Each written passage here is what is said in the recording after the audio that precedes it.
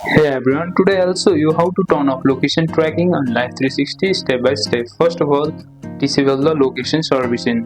On your phone, go to the setting, and after going to the settings, go to privacy and security and choose the location services. After that, find Life360 in the list and switch it to neighbor. This immediately stops sharing your location with your circle.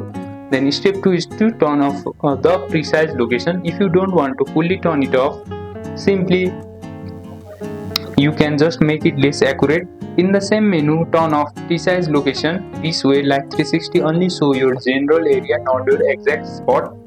And step 3 is to background the app reset. Um, you can also go to the setting and Life360 and background app refresh and switch it to turn off.